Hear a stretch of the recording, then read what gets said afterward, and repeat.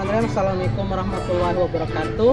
Perkenalkan, nama saya Muhammad Fajrul Bahri. Saya adalah mahasiswa PPG dalam jabatan Angkatan 1 K2 UIN Mataram. Saat ini saya sedang membuat video untuk persyaratan UKIN, yang mana videonya menggunakan model pembelajaran problem based learning. Baik, bismillahirrahmanirrahim. Assalamualaikum warahmatullahi wabarakatuh. Waalaikumsalam warahmatullahi wabarakatuh. Ya, selamat pagi anak-anak. Pagi Pak Guru. Kabarnya semua sehat ya? Sehat Pak Guru. Baik anak-anak, alhamdulillah hari ini kita bisa bertemu di pelajaran pendidikan agama Islam ya. Setelah seminggu kita tidak bertemu. Baik anak-anak, untuk kegiatan kita pada hari ini kita akan belajar berbagai banyak hal tentunya. Namun seperti biasa, sebelum memulai kegiatan pembelajaran pada hari ini, kita akan mengawali dengan berdoa terlebih dahulu. Silakan ikhlas surhat untuk bisa memimpin teman-teman berdoa.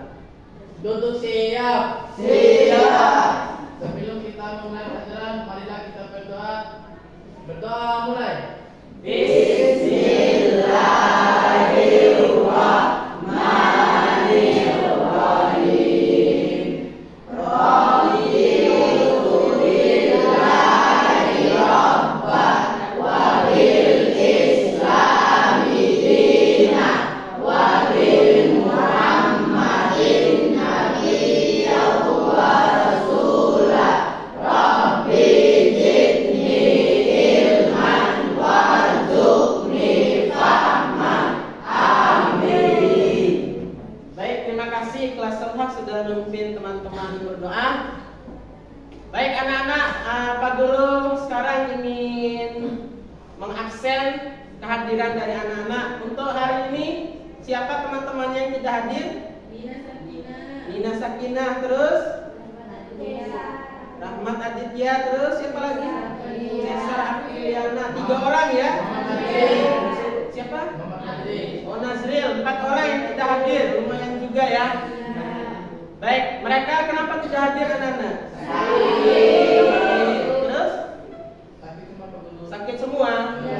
Iya, baiklah. Baik anak-anak,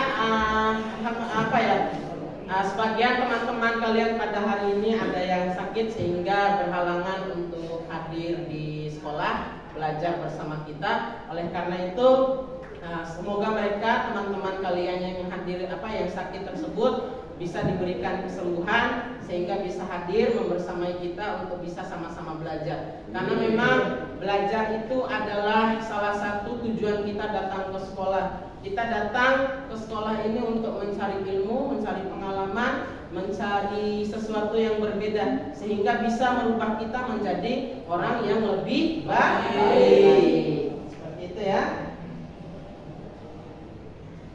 Baik, anak-anak, sebelum kita masuk ke materi pembelajarannya, Pak Guru ingin memberikan pertanyaan pemantik kepada anak-anak. Yang pertama, siapakah pencipta alam semesta ini? Allah Subhanahu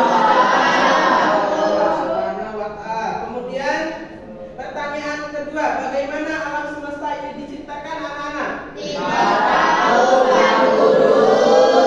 Iya, anak-anak belum tahu ya bagaimana alam semesta ini diciptakan? Iya Pak Guru.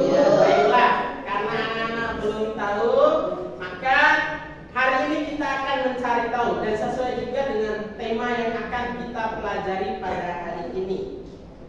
Nah, sekarang Pak Guru sampaikan tujuan pembelajaran kita pada hari ini, yaitu melalui model pembelajaran problem based learning, peserta didik dapat menganalisis isi kandungan Quran surah Al-Anbiya ayat 30 dan Quran surah Al-A'raf ayat 54 dengan Nah, anak-anak, kaitannya dengan Quran surah Al-Anbiya ayat 30 dan Al-A'raf ayat 54 ini yaitu tentang penciptaan alam semesta, di mana nanti akan ada teori-teori yang Pak Guru jelaskan. Kemudian juga nanti anak-anak akan menganalisis beberapa kasus yang akan Pak Guru berikan, kemudian mencari solusi bagaimana menyelesaikan kasus yang akan kita diskusikan pada hari ini. Nah, anak-anak, sebelum kita lanjut ke kegiatan inti kita pada hari ini, Pak Guru ingin mengetes kesiapan belajar anak-anak.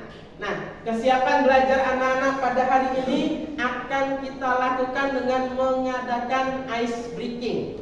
Nah, ice breakingnya apa? Ice breaking yang akan kita gunakan pada hari ini yaitu ice breaking kata berlawanan. Ada yang sudah tahu ice breakingnya? Kata berlawanan? Sudah. Oh, berarti harusnya sudah tahu ya nanti seperti apa ya. Ada sebagian juga yang belum ya? Ya. Nah, jadi Pak Guru jelaskan dulu untuk ice breakingnya. Kata berlawanan ini nanti Pak Guru akan memberikan 2 kata, ya, 2 kata. Kemudian anak-anak mengulangi lagi kata yang Pak Guru ucapkan. Namun kata yang kedua itu harus berlawanan dengan yang Pak Guru ucapkan. Contoh, ya, kata berlawanan dari Pak Guru, benar salah. Benar. Ya, betul. Anak-anak nanti menyebutnya benar. Kata yang pertama itu dia benar atau betul, kata yang kedua itu dia salah atau keliru. Maka kata kedua ini yang harus anak-anak rubah atau ganti. Siap? Ya, tadi contoh sudah. Sekarang untuk bareng-bareng saja lah kalau kayak gitu ya. Kalau satu-satu mungkin nanti agak lama. Sama-sama ya. Ya, kata berlawanannya yang pertama besar kecil. Besar. Baik, masih gampang. Yang kedua kata berlawanannya kurus gemuk. Ya, masih mikir-mikir ya. Ya, katanya masih berbeda. Sekarang kata berikutnya panjang. Ada yang salah. Panjang. Iya, betul, panjang pendek ya. Lagi. Satu lagi. Tinggi. Rendah apa pendek? Ya, lawannya dari tinggi adalah rendah. Ya, kalau panjang baru pendek. Baik, tepuk tangan untuk kita semua. Ya, berarti anak-anak sudah fokus tadi ya terhadap kesiapan belajar. Alhamdulillah. Sekarang bisa kita lanjut untuk pembelajarannya.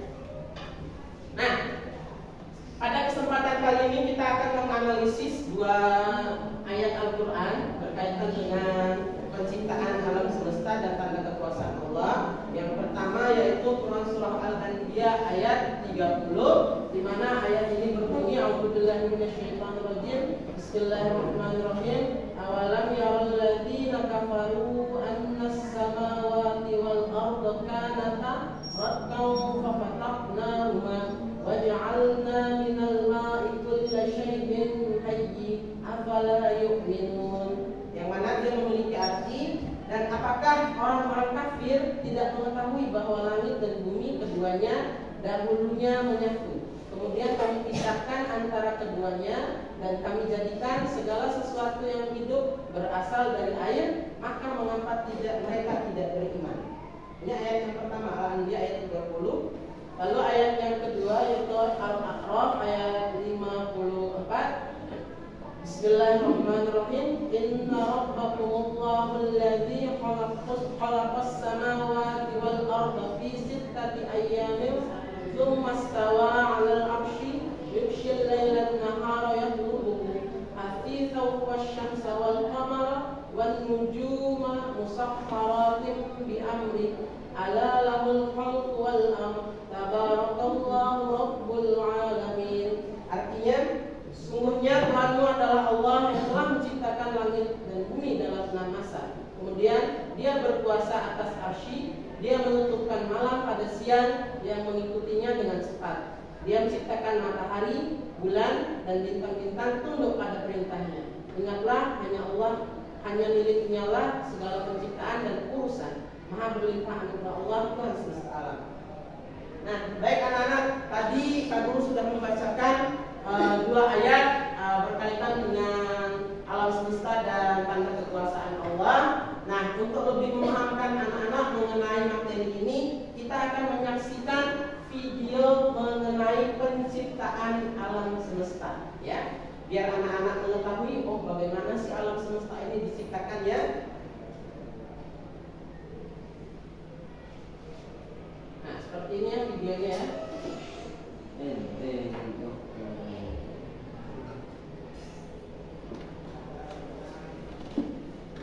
Nah, jadi pada masa dahulu itu,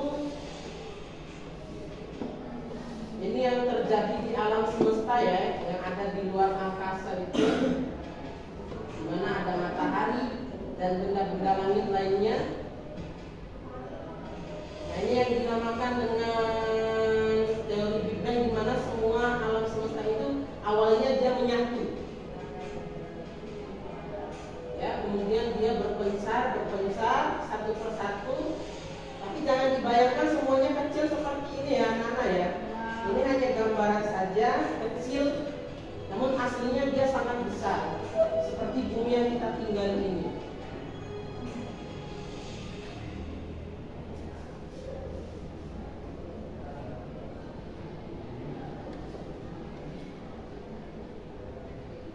Nah, ini hanya gambaran saja.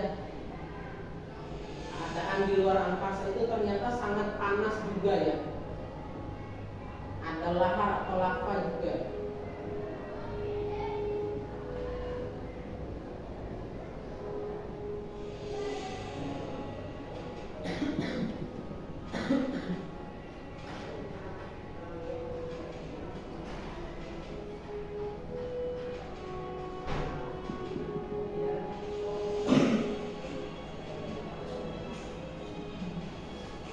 Ini mulai diciptakannya air, kemudian organisme-organisme yang ada di dalamnya itu mulai dari yang paling kecil, kemudian tercipta lagi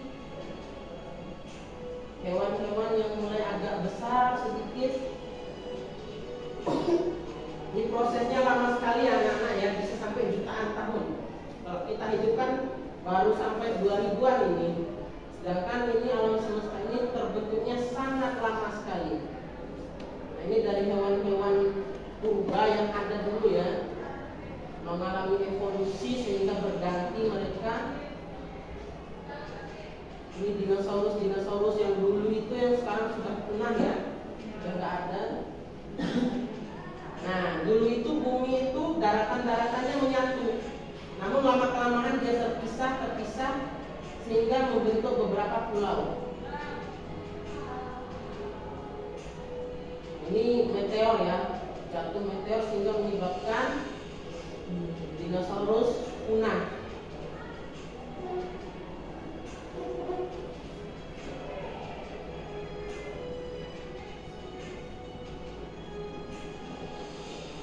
Mulai muncul dataran-dataran baru, kemudian hewan-hewan lain muncul. Nah, ini sudah masuk peradaban ini, ya. Mulai banyak ditemukan teknologi di dalamnya.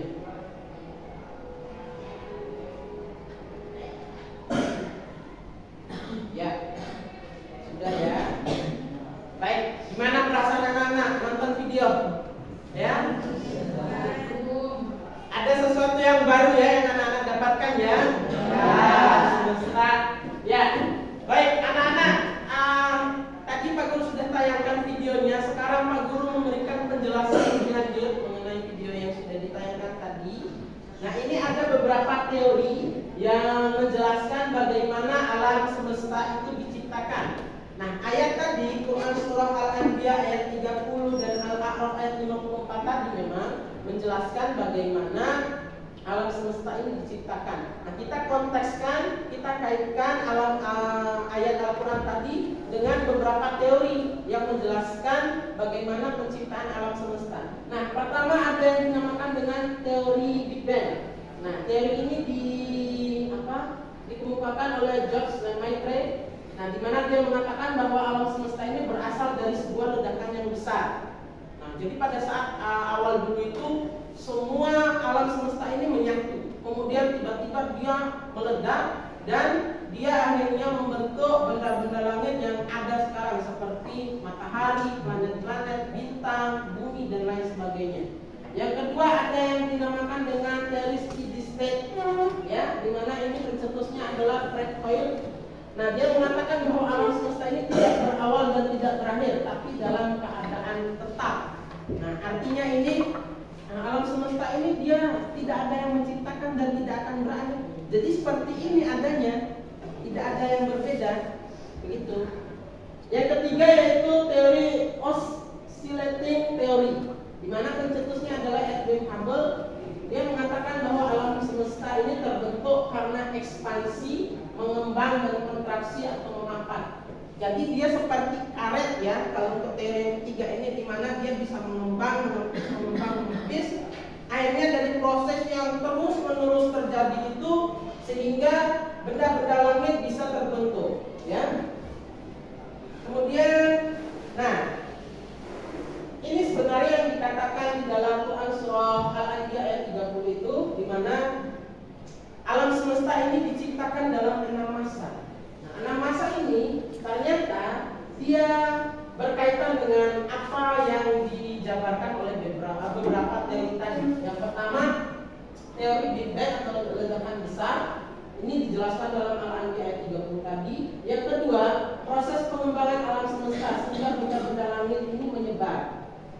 Jadi alam semesta ini tidak serta-merta langsung jadi seperti itu, enggak, ada prosesnya. Nah, yang proses kedua itu alam semesta berkembang sehingga benda-benda langit menyebar. Yang ketiga, ada penciptaan matahari, bumi dan planet-planet lain. Nah, ini ada penjelasannya juga di Quran surah An-Nazi'at ayat 28 dan An-Nazi'at ayat 29. Kemudian yang keempat itu bumi mulai dihamparkan atau pergeseran lempeng. Nah, ini sudah mulai terbentuk pulau-pulau dulu, ya, tapi belum ada isinya. Nah, yang kelima ini baru ada isinya, proses hidrologis. Nah, muncul air dan tumbuh-tumbuhan. Karena memang air itu adalah sumber kehidupan kita, ya, anak-anak, ya. Jadi dengan adanya air itu segala sesuatu itu bisa tumbuh. Dan yang keenam, ini proses geologis atau muncul pegunungan, di mana akan muncul hewan dan diciptakannya manusia. Nah, anak-anak, berkaitan dengan teori-teori yang sudah kita jelaskan tadi, kita kaitkan dengan keadaan kita sehari-hari ini, di mana sekarang ini kita sangat membutuhkan sekali yang namanya air. Apalagi sekarang kan musim hujan belum datang nih, ya, sangat panas sekali cuacanya dan lain sebagainya. Oleh karena itu kita akan sedikit mempelajari mengenai air sebagai sumber kehidupan. Nah, yang pertama, ternyata makhluk hidup itu pertama diciptakan dari air, ya. Segala sesuatunya itu berawal dari air. Lalu yang kedua, tubuh manusia itu terdiri dari 70% air. Nah, anak-anak bisa mengetahuinya dari fisik yang sudah yang terlihat pada diri kita, seperti adanya darah, kemudian cairan-cairan yang ada di dalamnya. Ternyata penyusun utamanya adalah air. Yang ketiga, manusia itu ternyata banyak memerlukan air dalam kehidupan sehari-hari. Nah, anak-anak yang perlu anak-anak ketahui, untuk orang dewasa itu sendiri minimal dia memerlukan 1,8 liter air sehari. Itu minimal, ya.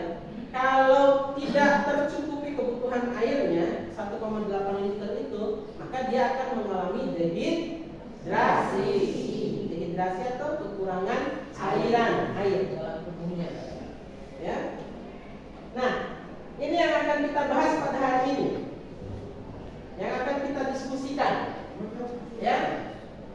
Pak Guru ingin anak-anak mendiskusikan 2 kasus. Yang pertama yaitu berkaitan dengan kerusakan lingkungan penyebabnya.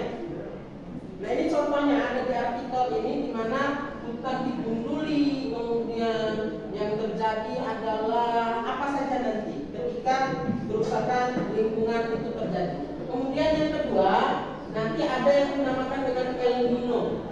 El Nino itu apa? Beberapa daerah di Indonesia mengalami krisis kelangkaan air bersih. El Nino itu seperti apa ya? Perubahan cuaca secara drastis. Tiba-tiba ada yang panas sekali, tiba-tiba ada yang hujannya sangat deras sekali. Ya. Nah di sini El Nino ini ternyata terjadi di Indonesia menyebabkan kita mengalami kekeringan, ya, di mana beberapa daerah ternyata mengalami kelangkaan air bersih. Nah, anak-anak, untuk mendiskusikan dua hal ini, Pak Guru ingin anak-anak membentuk kelompok di mana anak-anak akan mencari data berkaitan dengan dua kasus yang Pak Guru berikan tadi. Setiap kelompok hanya menjabarkan satu kasus saja. Nanti datanya bisa anak-anak cari melalui buku paket, kemudian nanti juga bisa melalui referensi yang ada di perpus maupun dari internet atau HP. Nah, sekarang silakan anak-anak bisa membentuk kelompoknya seperti yang sudah Pak Guru tentukan pada minggu lalu. Untuk kelompok pertama, deret atau barisan yang sebelah sini. Kelompok kedua, deret atau barisan sebelah sini. Kelompok tiga, deret barisan sebelah sini. Kelompok empat, deret barisan sebelah sini. Silakan anak-anak langsung bergerak untuk membentuk kelompoknya.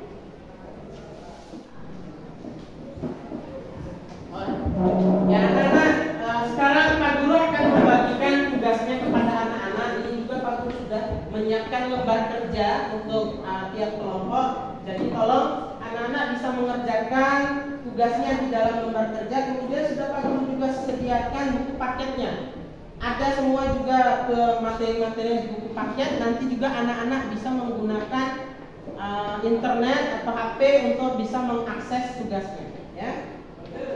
Untuk kelompok satu ini ya kerusakan lingkungan. Jadi ini LKPD-nya. Kelompok dua yang El Nino. Kemudian ini kelompok tiga kerusakan lingkungan juga. Ini kelompok terakhir. Semua bawa HP kan? Ya, silakan bisa dikeluarkan handphonenya untuk mengakses tugasnya ya.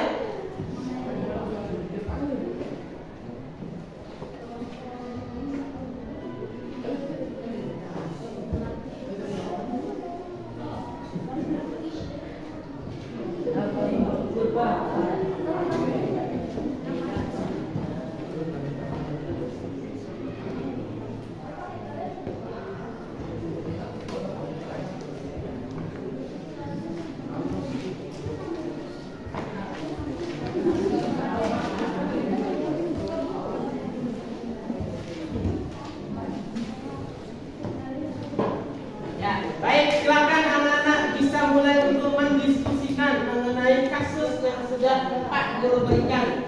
Hasil jawabannya anak-anak tuangkan ke dalam LKPD yang sudah dipersiapkan ya.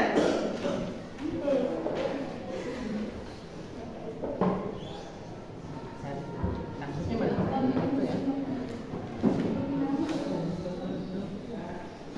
Ini masalahnya apa?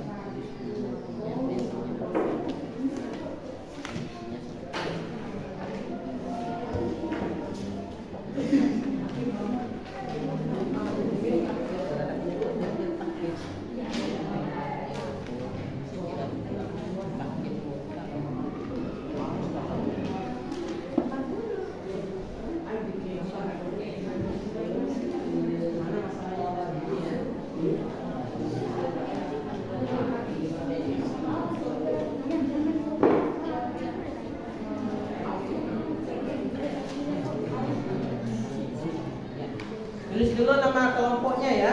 Tahu siapa-siapa saja. Sebagian nanti kerjasama dicari di dalam buku. Kemudian sebagian juga ada yang mencari di dalam apa namanya, dalam internet.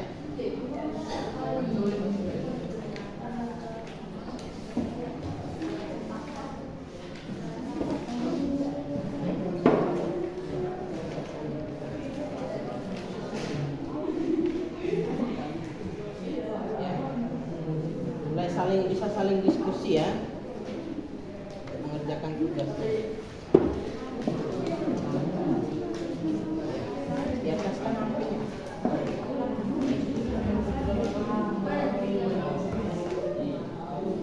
Komunikasi gitu ya.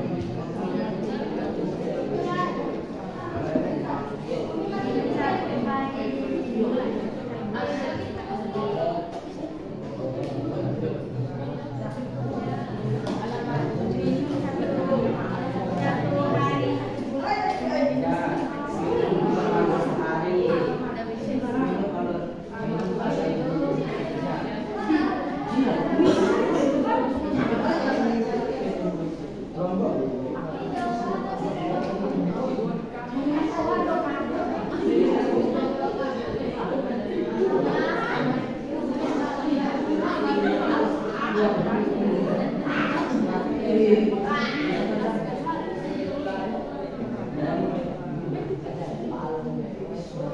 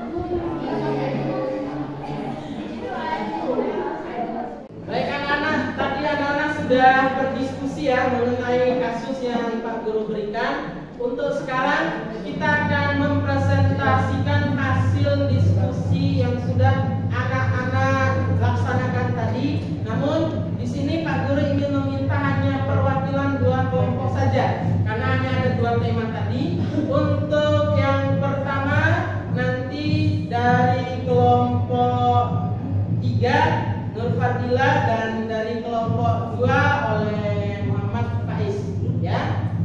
Yang pertama dimulai dari Nur Fadila, silakan. Assalamualaikum warahmatullahi wabarakatuh. Waalaikumsalam warahmatullahi wabarakatuh. Saya akan mempresentasikan hasil diskusi dari kelompok 3. Masalah kerusakan lingkungan hidup dapat disebabkan oleh faktor alam dan ulama manusia. Beberapa contoh kerusakan lingkungan hidup: deforestasi, kerusakan terumbu karang, pencemaran lingkungan, teori yang berkaitan, teori politik hijau yang bertujuan untuk menciptakan masyarakat yang berkelanjutan secara ekologis, etika, lingkungan yang melindungi biosentrisme dan ekosentrisme.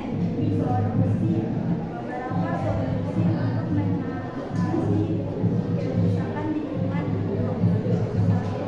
Mengolah limbah dengan benar, menggunakan bahan-bahan ramah lingkungan, menanam pohon di setiap lahan yang tersedia, menghemat penggunaan air, mengurangi penggunaan plastik sekali pakai. Sekian presentasi dari saya. Wassalamualaikum warahmatullahi wabarakatuh.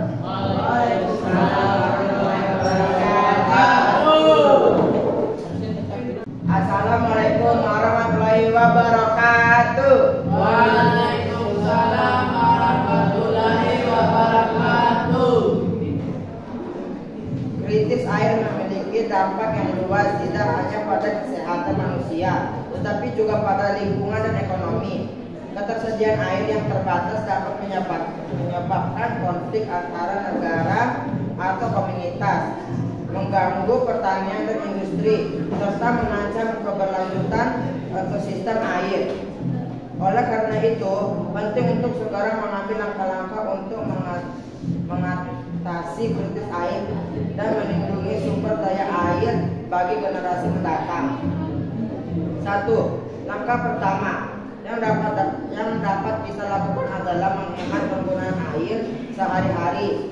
Hal ini dapat dilakukan dengan cara sederhana seperti memperbaikan keran yang bocor, mematikan keran saat tidak digunakan, dengan mengurangi pemborosan air. Tidak dapat membantu menjaga sumber daya air yang ada. Konservasi air hujan.